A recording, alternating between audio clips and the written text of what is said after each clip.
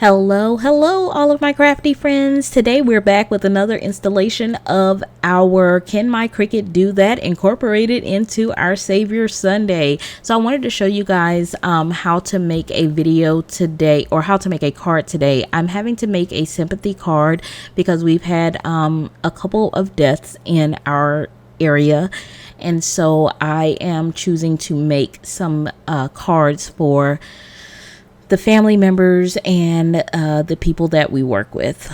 So we're going to go over to Design Space. We're going to come into Design Space, and of course the first thing that we're going to do is we're going to bring in a shape. Now we're going to bring in a square. I am going to move that, of course, to my 0 and 0 placement in Design Space so that I can work with it better. Now for my width, I'm going to go ahead, and you guys know that I always make 5x7 cards, so I'm going to make this 7 inches wide. However, for this particular card, we're going to be making a window card, so the height is going to start out just a little bit smaller. Initially, we're going to make this window 7 inches and a quarter, so 7.25. I'm going to duplicate that because we are going to actually need 2 card bases for this card that we're making, and I'm going to make this one a traditional card base. Now I'm going to bring in a third square, and I'm going to change this to 1/4 inch high, and I'm going to move this down to the 9 3/4 position on the y-axis. I'm going to bring in a score line. I'm going to rotate it 90 degrees, and I'm going to make that 7 inches and move it down to the 5-inch mark on the y-axis. And then I'm going to duplicate that and put it at the 5-inch mark and the 0-inch mark so that we have both of our panels sliced in half. Now I can go ahead and attach that one to the one on the right, but I don't want to attach anything to the one on the left yet because we still have a little bit of work to do. So what we're going to do is right down here on the left hand side is a button that's called Image Sets, and I'm going to the Edge to Edge cartridge, and I'm actually going to be working from the Edge to Edge 2 cartridge today. I'm going to scroll down until I find the image that I want, and it's going to be this one, and I'm going to go ahead and insert it. And what I'm going to do is I'm going to make this 7 inches wide because I don't want to distort the image at all. I am going to be slicing, but I want this to look exactly the way that it should look. So as you could see, I did not unlock the key proportions. I just changed one of the aspect ratios and allowed it to size itself appropriately. So now I brought in another square, and I'm going to make that 7 inches wide by 2.5 inches tall because that is the size of the gap that we currently have in our card base. I'm going to line it up where I want it to be, and then I am going to slice it. So I'm going to line it up at the portion that I want to take away. And once I do that, I'm going to remove everything except for the blue piece that, in my case, it could be a different color in your case, but in my case, it's the blue piece, and that's the piece that I want to keep. I'm going to go ahead and delete everything else that came with that slicing. Now I'm going to line that up, and this is the reason that it was important for me to know where my X and Y's were, because that helps me to line it up very easily. I'm going to arrange and send it to the back, and then I'm going to attach everything. And if you will notice, I welded the top part and the window, and then I welded the bottom and the window. You can only weld 2 things at a time. Well, you may be able to weld it all together. I don't know. I do it all together. Okay. And so what I am doing now is just making sure that everything in my card bases are the correct size, and somehow one of them got distorted, so I just changed that. So now I'm going to bring in another square, and now I'm creating the mats for my card. So I'm going to create one mat that is going to be 6.5 inches by 4.5 inches.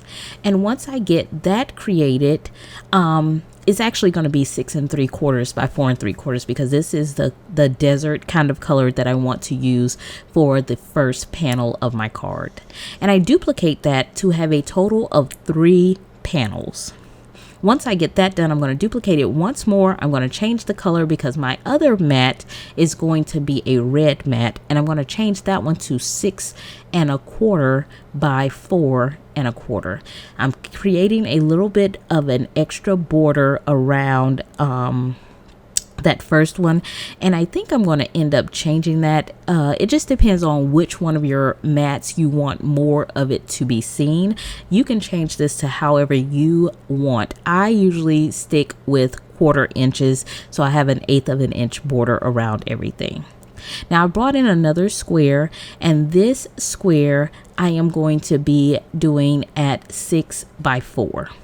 So as you can see here, this is where I'm choosing to kind of change around some of my mat sizes just to decide what I want it to be. Initially, I was thinking about even doing 1/8, but I just decided that I would stick with 1/4 because usually we work better with 1/4.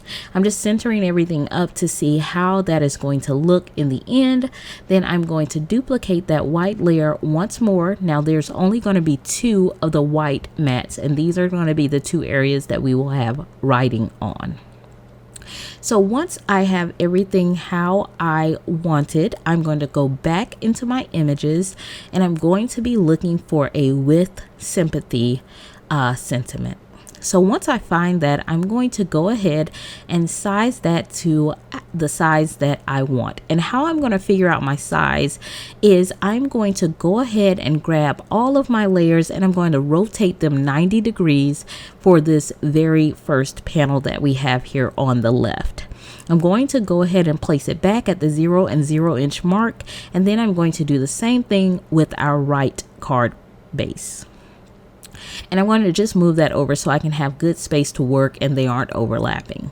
So now with my sentiment, I'm going to kind of just size it based upon where I'm going to want it to lay on my card base. Once I get it to the size that I want it, and this is just eyeballing, you could use your length and width and create it to be a size that you wanted specifically. I didn't have anything in mind.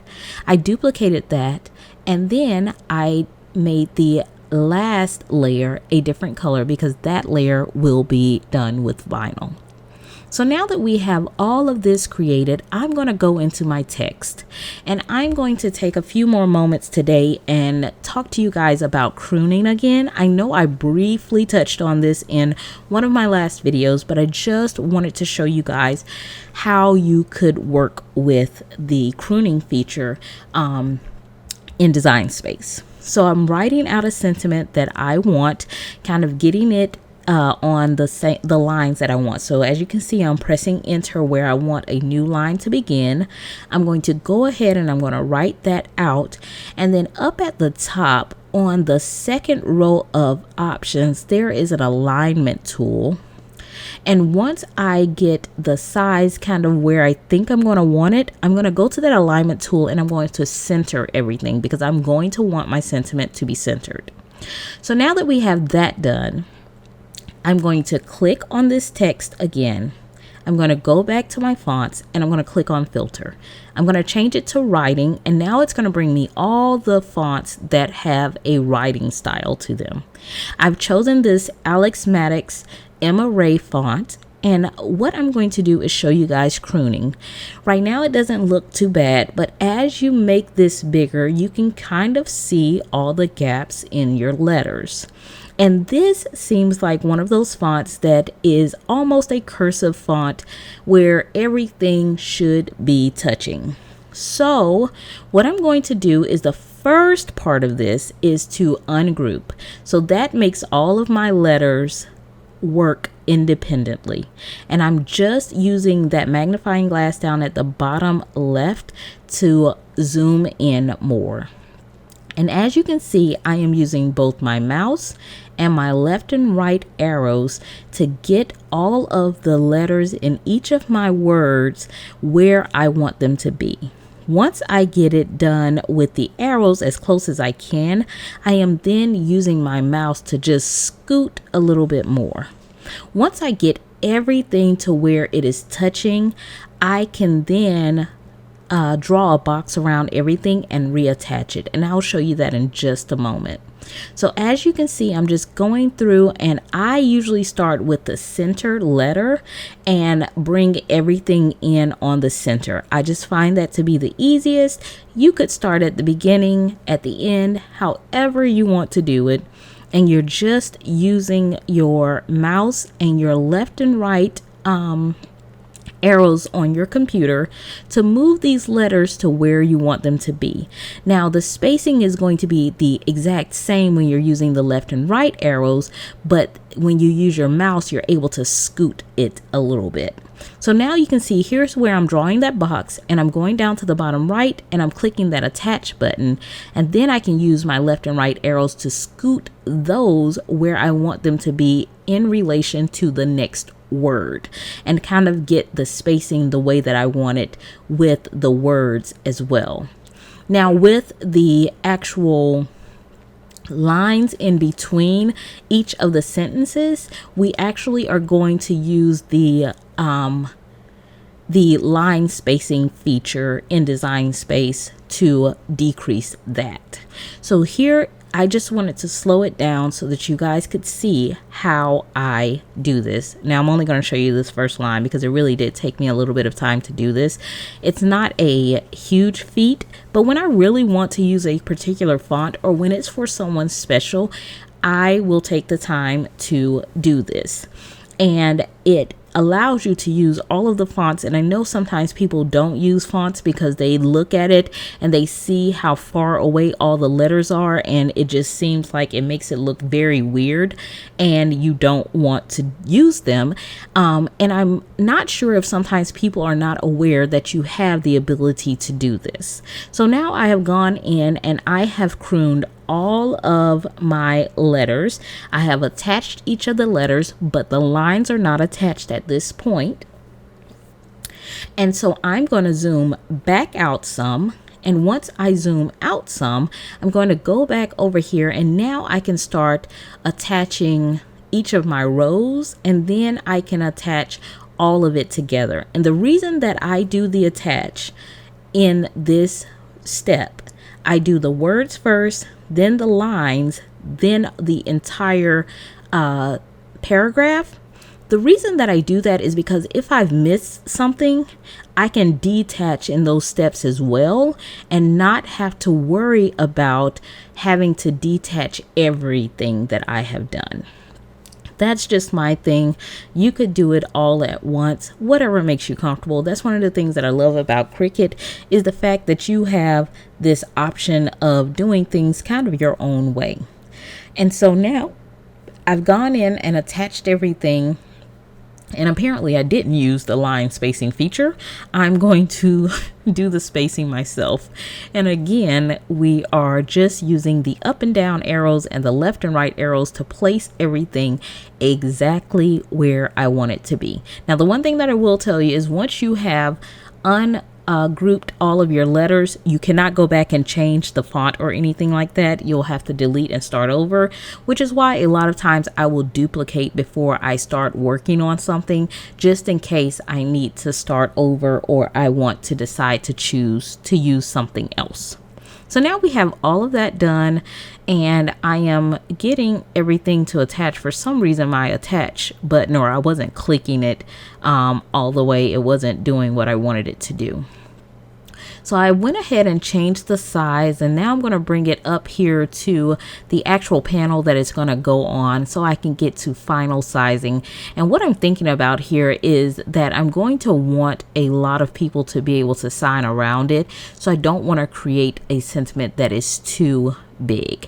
And you could see right there what I did once I got it where I wanted it to be. I just did an alignment horizontally. So I centered it horizontally, not directly in the entire center of the panel. I just want it centered left to right because I wanted it closer to the top of the card. So now that we've done that, I'm going to grab the words as well as that white base, and I'm going to attach them together so that I can ensure that it actually writes on this panel of the card. Now that we have that part done, we can save this and we are ready to go to our Cricut and allow it to make it for us. And if you guys come back in just a little bit, you guys are going to have a second video from me today showing you guys how to put this together. So we are going to see you in a bit.